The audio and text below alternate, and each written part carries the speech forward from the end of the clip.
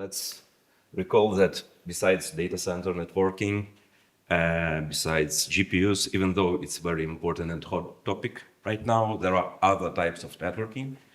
And I have to say, they are lacking our attention and SONiC attention in particular.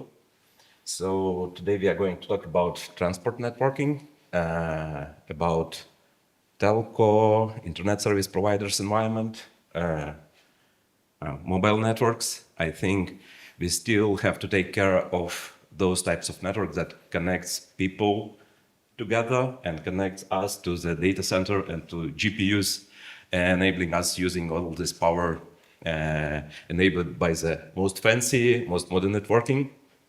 So the reason we decided to take on this topic, some people in the audience would say MPLS is dying. Nobody cares about that. If you're going to do a network today, you should use SRv6, IPv6. However, there are still lots and lots of networks that are running MPLS in the world. And I think they would benefit of disaggregation, white box approach, and things SONiC is proven to be very good at. So a little bit of history. MPLS started quite a while back, and I remember myself being at some MPLS conference and asking a question to the speaker, why do you still defining new protocols and new standards? It's already 20 years, and they laughed at me. I was quite young at that point, saying we are evolving, and I think like Ethernet, there are new and new applications to it. So it started with simple traffic labeling, discovering neighbors, exchanging label information. Then to simplify transport, segment routing evolved.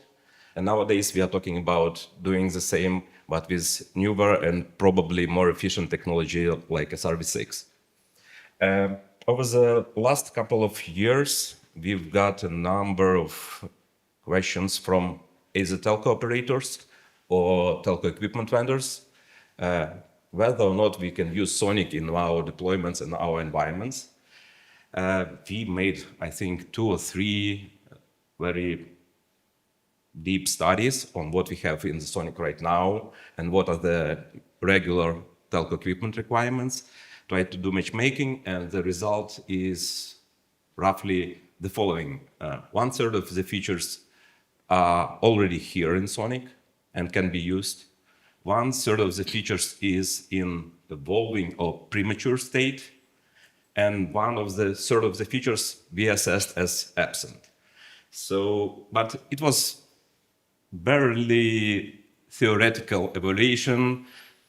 We worked with the code base, we worked with the requirements. Finally, we decided to make our hands dirty and actually see what is SONiC capable of on the MPLS side. It's already proven in DC. It's getting to be proved with GPUs. However, it was a big question mark for us whether or not it is possible to run in telco network.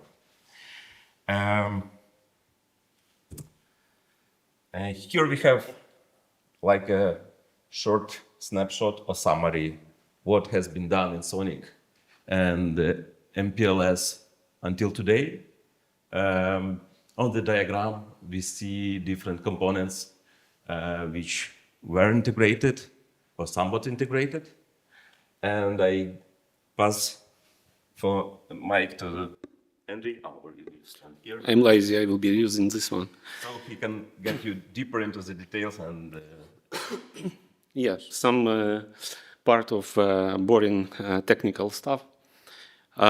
So this picture actually has been taken from existing design document for MPLS, which was published a few years ago. And if you look at this picture, you will notice in the top left corner configuration DB, then some green boxes, application DB, and finally ASIC DB in the bottom.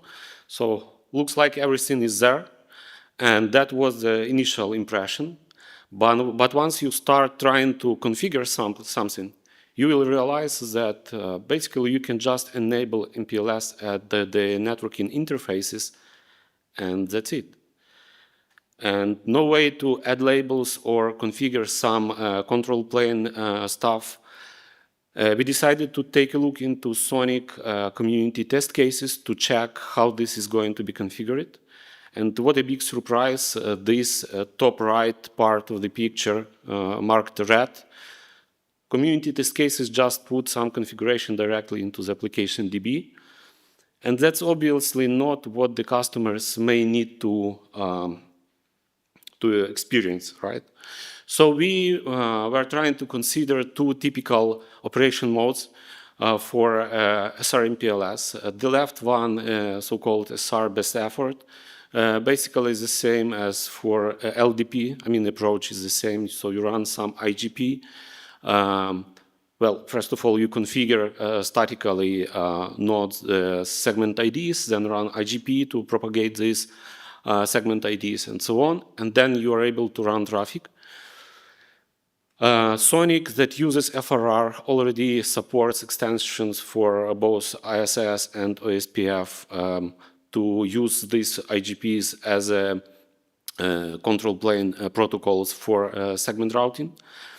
Now, on the right part of the picture is more interesting approach where you should be able to define specific paths for different type of your applications. So you should be able to specify specific nodes that your traffic should pass through and specific agencies. And also as a separate case where you may want to have a centralized view of your network. In such case, for different types of applications with different requirements, bandwidth, latency, packet loss, and so on, you may want to be able to configure in SDN manner, right? For such kind of scenes, there is such a protocol as PCP. So the edge nodes should be able to get the configurations from those central configuration component. But first of all, those central component, which we call PCE, so path computation element, it should somehow get the view of the network. And for this, usually BGP-LS feature should be used. But unfortunately, FRR currently does not support it. There were a couple of requests in the FRR community to enable this feature, but it's still not there. And if you take a closer look what's going on inside FRR and SONiC, so there are multiple components. So the main big box in the middle that contains FRR components, you can see there, ISS and OSPF. They get those link state information and some traffic engineering attributes. This information is get uploaded to the traffic engineering database.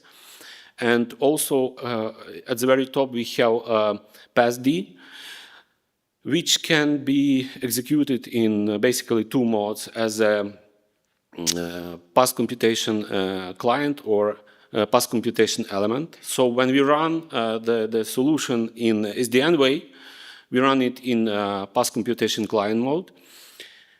And once we get the path from the central component, we propagate this to Zebra and then finally to the Linux networking stack. And how it works in SONiC, as you know, we have a so-called FPM syncd component that actually propagate the state from the Linux kernel into the Redis database, and then that's how it gets programmed into the ASIC. So usually this is happening through the netlink messages. So our expectation, to be honest, was that everything is there, it will be working as we expected. The final thing that we expected to take care of was those BGP-LS. Obviously, there are a couple of approaches that can be used. For simple exercises, you can configure the topology manually in your SDN controller, for example, in Open Daylight. The long and probably the best path would be to empower FRR with those BGPLS feature, but also there can be some other approaches. For example, from what I know, GoBGP already supports this BGPLS feature, so this can be integrated as a separate component, and we can get the information of either from traffic engineering database or directly from IGPs to populate this to GoBGP and then propagate to the SDN controller. So, but as I mentioned, actually not that simple. We still need to define Redis database config.db tables. That's to be able to make those configuration persistent. Then we need to enable specific FRR daemons inside FRR Docker container. This through the supervisor D conf file. For example, we played with both LDP, AD, and ISIS. And SONiC has two approaches. One older approach with BGP Manager D, and newer approach with FRR-conf-D. This is a Python written component that is running inside FRR Docker, and that propagates actual configuration from the Redis database into FRR through VTISH, through FRR CLI. And also some extensions still need to be done in both FPM syncd and org-agent. In our case, we realized that Netlink subscription specifically for MPLS updates should be added into those FPM syncd, and some fixes should be added into org-agent as well. And also, as we want to have this configuration persistent, so we try to make some simple extension of the CLI to make the configuration convenient, and because you can do that through FRR VTISH, but still we want to do that in SONiC way. So just snapshot of some commands that we were using. The top three is configuration of IP addresses on the interfaces and enablement of MPLS for specific interfaces. That what is currently available in SONiC community. Then we added a bunch of other commands specifically to configure ISIS instance to enable SR-MPLS on that, and to assign those prefix segment ID, or we call it node segment ID, and to be able to either enable or disable penultimate hop popping.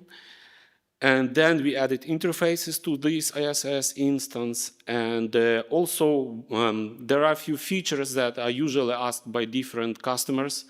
For example, we should be able to provide protection at node or link level. So we also played with TILFA feature, so for faster route. And to make it efficient, of course, we need to be able to enable BFD feature as well, which actually tracks the link state where we want to have those kind of protection. And the last command is specifically for a case when we want to run those central or SDN way of traffic engineering. That's the way how we configure the location of the controller. And for our experiments, we use mostly virtual environment. We took this very simple reference topology. So you can see just two PE nodes and one P node in the middle. Customer edge nodes here, we just took FRR instances just to have the kind of lightweight topology. And we played with those three. So initially we configured ISIS and made sure that we are able to forward the packets between hosts by using the shortest path. And to make it like more funny or more closer to real use case, we took L3 VPN configuration approach. So on P nodes, we configured VRFs, VRFs, and red and green tenants, they're using the same subnets. So we should be able to have some kind of isolation for them. So we were running also on P nodes BGP instances. And as a result, in the middle, on the path between P1 and P2, we were able to capture the packets with two labels. Outer label is a transport label, inner is a service label or VPN label. And on the top, so in fact, when we do a break of the link, or when we pause the link in GNS environment, because we break BFD session, we see that the packets start forwarding through the P1 node, and the content of the packet is exactly the same. And then on the top, you can see other three components, ODL in the middle, Passman SR application, I guess it's from Cisco, is open source, and some BGP kind of speaker application, which hold the session to each node. That's to replace BGP-LS protocol and to be able to provide the snapshot of the topology and connections to our ODL instance. And when we define the path inside those Passman SR application and push the path below to our topology, as a result, we are getting the packet with three labels. Top outer label specify exact path, how we can want to forward the packets even if the shortest path is available, and of course inner label. And just some information to highlight for ASIC vendors and for those who want to enable this on the hardware. That's the next step that we did during our exploration.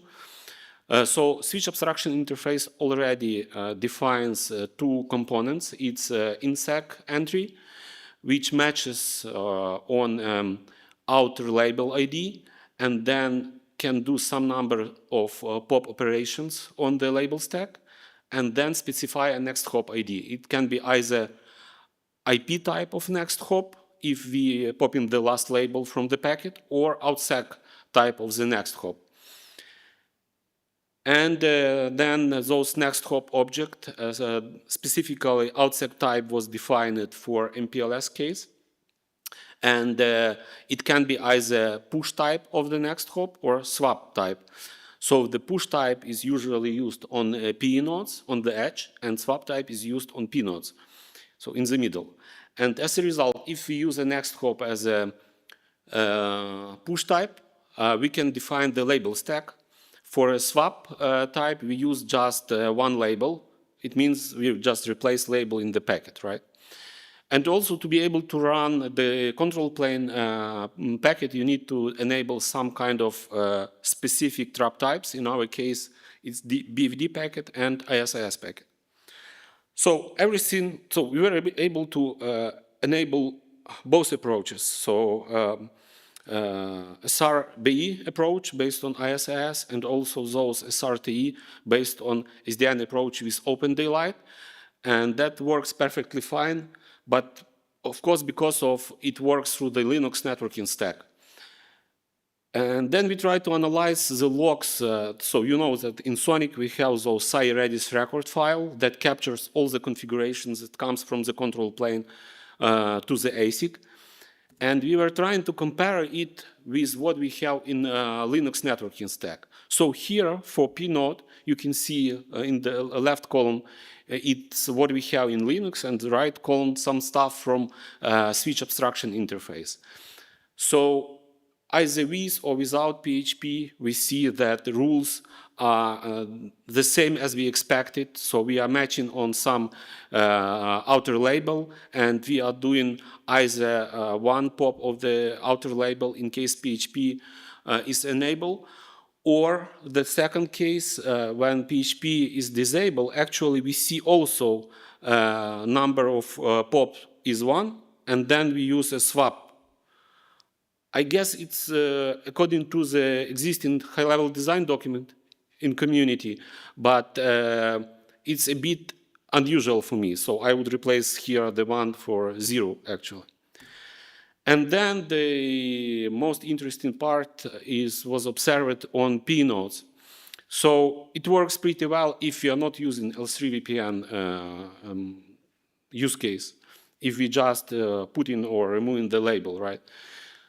But if you enable L3 VPN, multiple issues are there. So for termination paths, so we see that from Linux kernel perspective, everything is fine. From SAI perspective, unfortunately, no INSEC entries installed. And for tunnel origination flow, we see that instead of routes being installed to the VRFs, they are installed to the default VRF. And as a result, for two tenants, we have one route installed, and then the same route just updated. And of course, in this way, it will not work as is for ASIC vendors. So some work still need to be done specifically in SONiC or in SVSS component. And as a result, we see the use case that our customers request, but it can be defined probably some additional or extended this one, that we may need to create another design document specifically for this SR-MPLS use case, not for static LSP. And probably even SAI should be updated for SR-MPLS VPN use case. And then probably this can be split to some phases, and SONiC can be extended. And actually looks like it's kind of low-hanging fruit that should be real easy to add. Well, it depends whether we will need also some extension to be made in FRR. And of course, test cases to make sure everything works as a charm. I guess that's it from our side. I was trying to be short. Any final question? Okay, thank you very much. Have a good day. Thank you.